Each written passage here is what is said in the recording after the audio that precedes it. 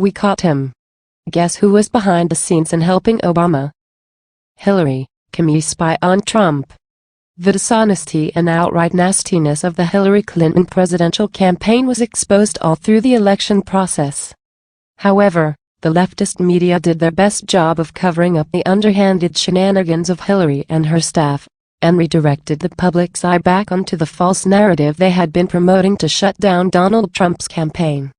But while most of the voting public was focusing on voter ID fraud allegations, claims of sexual harassment being leveled against Trump, and his alleged collusion with Russia to steal the election from Hillary, there was another, more sinister scandal brewing just under the surface.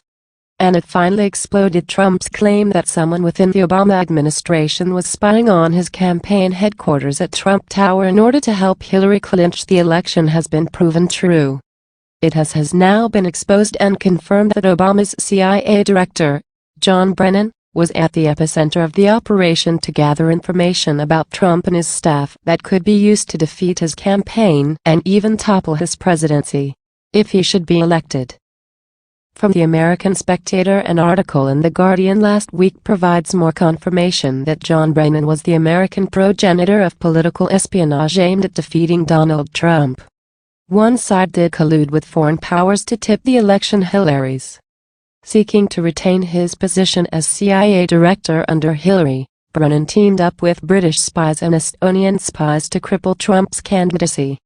He used their phony intelligence as a pretext for a multi-agency investigation into Trump, which led the FBI to probe a computer server connected to Trump Tower and gave cover to Susan Rice, among other Hillary supporters, to spy on Trump and his people.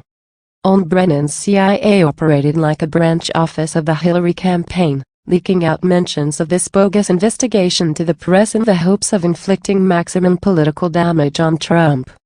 An official in the intelligence community tells us that Brennan's retinue of political radicals didn't even bother to hide their activism, decorating offices with Hillary for President cups and other campaign paraphernalia.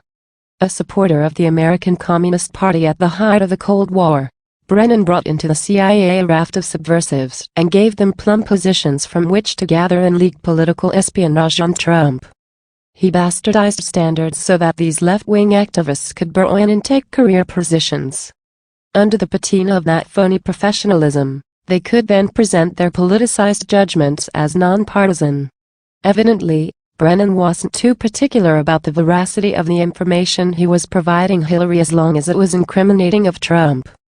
The BBC's Paul Wood reported last year that the intelligence agency of an unnamed Baltic state had tipped Brennan off in April 2016 to a conversation purporting to show that the Kremlin was funneling cash into the Trump campaign. An allegation that later turned out to be false. Brennan was determined to ingratiate himself to Hillary so he could keep his job. The Guardian says that British spy head Robert Hannigan passed material in summer 2016 to the CIA chief, John Brennan. To ensure that these flaky tips leaked out, Brennan disseminated them on Capitol Hill.